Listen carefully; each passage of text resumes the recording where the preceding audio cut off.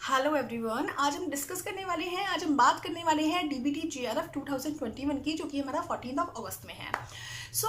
हमें पता है हमें दोनों पार्ट्स में, पार्ट ए में एंड पार्ट बी में 50-50 क्वेश्चन अटैम्प्ट करने होते हैं, बट हमें किस पार्ट को कितना टाइम देना चाहिए एंड किस पार्ट को कितने क्वेश्चन मिनिमम अटैम्प्ट करने चाहिए और एवरेज हम कितने क्वेश्चन अटैम्प्ट कर सकते हैं जिससे कि हम फर्स्ट कैटेगरी में अपना रैंक ला सकते हैं, फर्स्ट कैटेगरी में क्वालिफाई हो सकते हैं। क्योंकि आप लोग जानते होंगे कि डीबीटी जीआरएफ एग्जाम में 2 कैटेगरी वाइज रिजल्ट आता है, category first, category second. Category first में कैटेगरी फर्स्ट हमारा इक्विवेलेंट होता है सीएसआईआर के जीआरएफ के, उसमें हमें जीआरएफ मिलता है। कैटेगरी सेकंड हमारा इक्विवेलेंट होता है सीएसआईआर के नेट के, जिसमें हमें जीआरएफ नहीं मिलता, सिर्फ नेट मिलता है। तो यहाँ पे मेन आपका जो टारगेट होना चाहिए, मेन आपका जो एम होना चाहिए, फोकस होना चाहिए, वो होना चाहिए फर्स्ट कैटेगरी। आपको फर्स्ट कैटेगरी क्वालिफाई करना है डीबीटी जीआरएफ का। अब प्रिपरेशन आपने स्टार्ट कर दी है, अब आपको कैसे एग्जाम में क्वेश्चन अटेम्प्ट करने चाहिए एंड कितना कितना टाइम किस पार्ट को देना चाहिए एग्जाम में, उसके रिगार्डिंग डिस्कस करने वाले हैं। जैसा कि आप लोग जानते होंगे कि 2020 में बहुत हाई कट ऑफ गया था डीबीटी जीआरएफ का। 2017 में, 18 में, 19 में अब तक इतना हाई कट ऑफ नहीं गया था। कट ऑफ कम जाता था, अराउंड 170 to 180 जाता था अनरिजर्व्ड का। इट मीन्स आपको अपना कैटेगरी फर्स्ट में रैंक लाने के लिए, अपना कैटेगरी फर्स्ट में पास होने के लिए 180 to 190 नंबर्स चाहिए होते थे आउट ऑफ 300। ओके, देन आपका फर्स्ट कैटेगरी में बहुत इजीली रैंक आ जाता था। ये था हमारा अब तक 2018 का, 2017 का कट ऑफ, 2019 का कट ऑफ। बट 2020 में कट ऑफ बहुत हाई गया। या तो रीज़न ये हो सकता है कि पहले क्या था, बायोटेक के स्टूडेंट देते थे, अब बहुत सारे फील्ड के स्टूडेंट एग्जाम देने लगे और स्टूडेंट्स बहुत ज़्यादा अवेयर हो गए एग्जाम के लिए और बहुत प्रिपरेशन करने लगे, क्योंकि सीएसआईआर का लेवल भी हाई हो चुका है, तो बहुत प्रिपरेशन करने लगे। एंड आप जानते हैं कि डीबीटी का लेवल सीएसआईआर के लेवल से थोड़ा सा कम है, तो स्टूडेंट सीएसआईआर के लिए बहुत ज़्यादा प्रिपरेशन करने लगे, तो उसी के अकॉर्डिंग उनका डीबीटी का लेवल भी हाई हो गया, जिस वजह से अब कट ऑफ भी हाई जाने लगा। जो कि लास्ट 2020 में हमारा कट ऑफ गया था 230 मार्क्स, मीन्स हमें 230 to 240 marks exact cut off गया था, 236 मार्क्स अनरिजर्व्ड के लिए। ये मैं बात कर रही हूँ अनरिजर्व के लिए 236 गया था। और फिर हमारा कैटेगरी वाइज कम होता चला गया था कट ऑफ, और मिनिमम कट ऑफ जो गया था हमारा कैटेगरी वाइज वो हमारा 180 गया था। Okay, it means category first का कट ऑफ हाई था, कैटेगरी फर्स्ट का कट ऑफ हाई था। इट मीन्स हमें अपने आप को अपडेट रखना होगा उसी कट ऑफ के अकॉर्डिंग, हमें उसी के अकॉर्डिंग अपना प्रिपरेशन करना होगा, उसी के अकॉर्डिंग हमारा प्रिपरेशन बहुत ज़्यादा होना चाहिए। ओके, अब आता है कि आप प्रिपरेशन कर रहे हैं, आपको कैसे कैसे क्वेश्चन अटेम्प्ट करने चाहिए एग्जाम में। अब आता है आपका पहले पार्ट बी आता है। पार्ट बी आप लोग जानते हैं कि पार्ट बी इजी है पार्ट ए के कंपैरिजन में। पार्ट बी में आपको 150 क्वेश्चंस मिलेंगे, उसमें से आपको 50 क्वेश्चन को टारगेट करना है एंड 150 में से 50 क्वेश्चन को टारगेट करना बहुत ज़्यादा हार्ड नहीं है। हमें सिर्फ 33% क्वेश्चंस को टारगेट करना है, और वो जो कि बहुत ज़्यादा ईजी हो सकता है। अब आपको 50 क्वेश्चन को टारगेट नहीं करना है, आपको जो अपना मेन टारगेट, अपने अकॉर्डिंग टारगेट लेके चलना है, वो आपको 45 क्वेश्चन का लेके चलना है कि मुझे 45 क्वेश्चन तो करने ही करने हैं। ये नहीं कि आप 50 करके जा रहे हो, आधे आपके नेगेटिव मार्किंग में जा रहे हैं। क्योंकि आप लोग जानते होंगे कि कोई भी हम क्वेश्चन सही करते हैं तो हमें 3 मार्क्स मिलते हैं, और हमारा यदि क्वेश्चन गलत होता है तो हमारा 1 मार्क्स कट हो जाता है, नेगेटिव मार्किंग में चला जाता है। तो आपको नेगेटिव मार्किंग नहीं करनी है। मोस्टली जो स्टूडेंट्स थे जिनका डीबीटी क्वालिफाई नहीं हुआ है, उनका रीज़न यही रहा है कि नेगेटिव मार्किंग ज़्यादा हो गया था, और जिस वजह से उनका जो नंबर था वो कम हो गया और कैटेगरी फर्स्ट में उनका क्वालिफाई नहीं हो पाया। फर्स्ट चीज जो आपको माइंड में रखनी है, वो आपको 45 क्वेश्चन तो आपको अपना टारगेट लेके चलना ही चलना है। 45 क्वेश्चन अटैम्प्ट करने ही करने हैं, और 45 के 45 क्वेश्चन सही अटैम्प्ट करने हैं। ये नहीं कि आप 50 क्वेश्चन टारगेट कर रहे हो जिसमें आपके कट कट के आप 45 क्वेश्चन के अकॉर्डिंग मार्क्स भी नहीं ला पा रहे हो। तो आपको ये नहीं करना है, आपको 45 क्वेश्चन का टारगेट रखना है कि 45 क्वेश्चन तो मुझे अटैम्प्ट करने ही करने हैं, और 45 से ज़्यादा इफ होते हैं तो करने हैं। आप बिल्कुल श्योर हो कि 45 से ज़्यादा हो ही जाएंगे तो करना है, अदरवाइज नहीं करना है। 45 क्वेश्चन आपका टारगेट होना ही होना चाहिए। ओके, अब आपको पार्ट वीक में जो आपको टाइम देना है, स्टार्टिंग में आप टाइम को इस तरीके से डिस्ट्रीब्यूट करके चलिए कि हमको 1.5 आवर पार्ट बी के लिए देना है। पहले आप पार्ट बी से स्टार्ट कीजिए, पार्ट बी काफ़ी इजी है as compare to part A. Okay, आप पार्ट बी से स्टार्ट कीजिएगा एग्जाम। मुझे सबसे सही लगता है पार्ट बी से एग्जाम स्टार्ट करना। मैंने भी ऐसे ही स्टार्ट किया था जब मैंने अपना एग्जाम दिया था डीबीटी जीआरएफ का। आप पार्ट बी से स्टार्ट कीजिए। पार्ट बी को आप 1.5 आवर तो लेके चलिए ही चलिए, 1.5 आवर तो देना ही देना है पार्ट बी के। और पार्ट बी में आपको फर्स्ट क्वेश्चन देखा, आप कट कीजिए यदि आपसे नहीं हो रहा है। आप पैनिक मत होइए कि हमसे 2 क्वेश्चन सॉल्व नहीं हुए स्टार्टिंग के, 3 क्वेश्चन सॉल्व नहीं हुए स्टार्टिंग के, क्योंकि पार्ट बी में आपको इफ 45 क्वेश्चन का आप टारगेट लेके चल रहे हो, सिर्फ 30% क्वेश्चन सॉल्व करने हैं।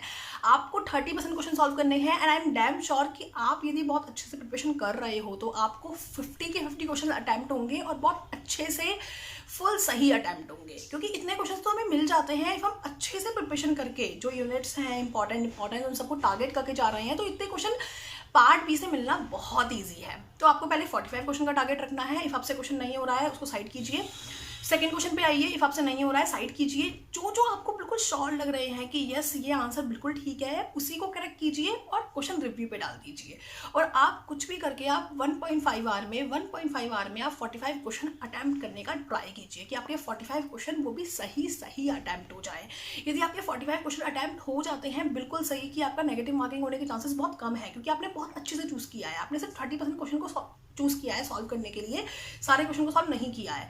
तो हमारा 30% क्वेश्चन सही आना कोई बहुत बड़ी बात नहीं है, बहुत ईजिली आ जाते हैं।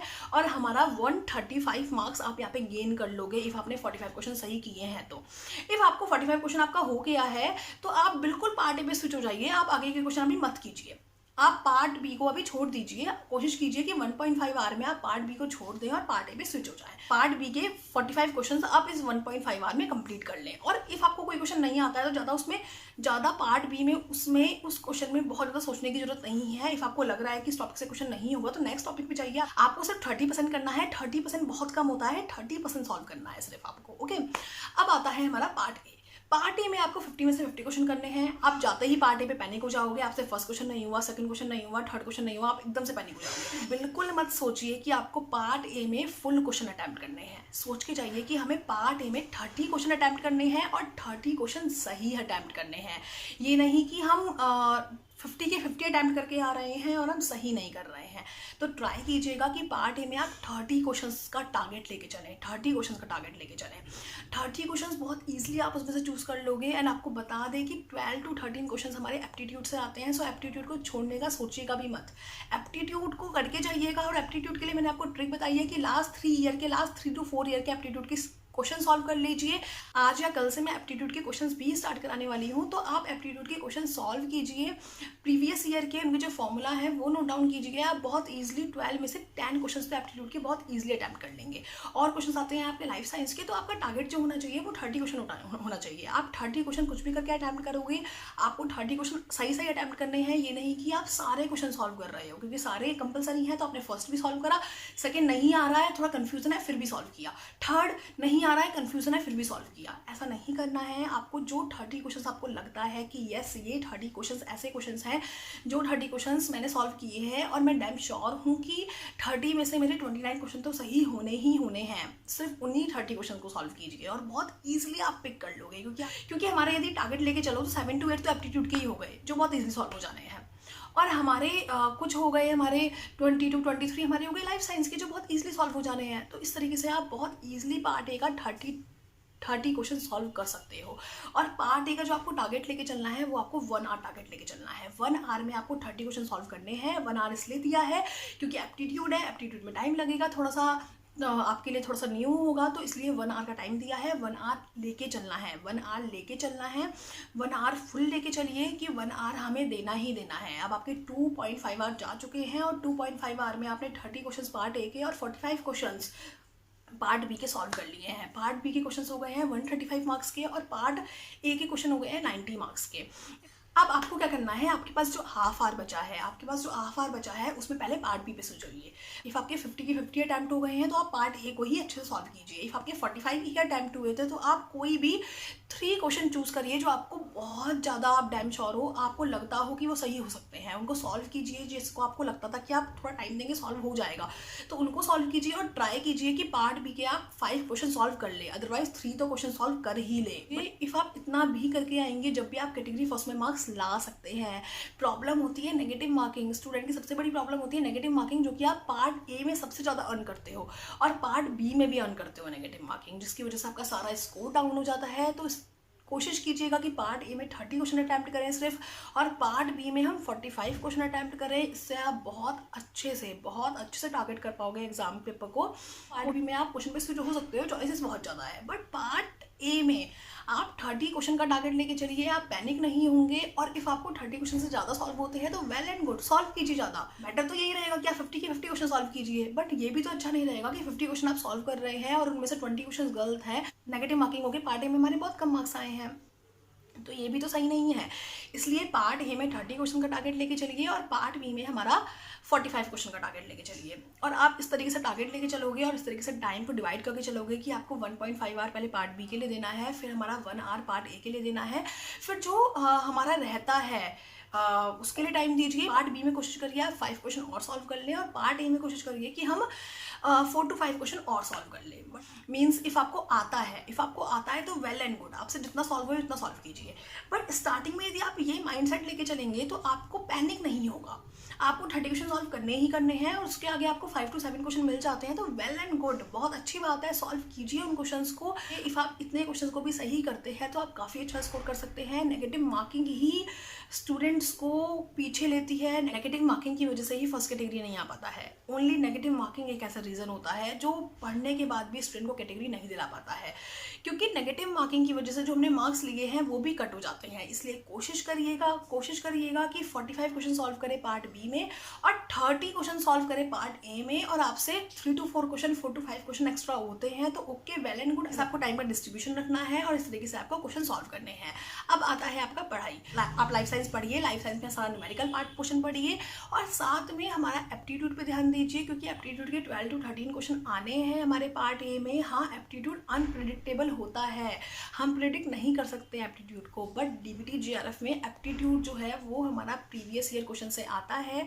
प्रीवियस ईयर क्वेश्चन मैं स्टार्ट करूंगी एप्टीट्यूड के 3 ईयर्स के क्वेश्चन की 4 to 5 वीडियोस आएंगी और उससे आप बहुत इजीली अपने एप्टीट्यूड को कवर कर सकते हैं। बट स्टिल अभी से ही आप 2 आवर एप्टीट्यूड को एंड न्यूमेरिकल पोर्शन को देना स्टार्ट कीजिए। मीन्स आप फुल डे पढ़ रहे हैं, 2 आवर जरूर दीजिए जिसमें आप सिर्फ और सिर्फ क्वेश्चन सॉल्व करें, न्यूमेरिकल पोर्शन सॉल्व करें और हमारा एप्टीट्यूड सॉल्व करें, तो बहुत ज़्यादा हेल्प रहेगा आपके डीबीटी जीआरएफ एग्जाम के लिए। और आपको कोई भी क्वेरी हो तो आप मुझसे पूछ सकते हैं, मेरी मेल आईडी डिस्क्रिप्शन बॉक्स में गिवन है। So best of luck, thank you.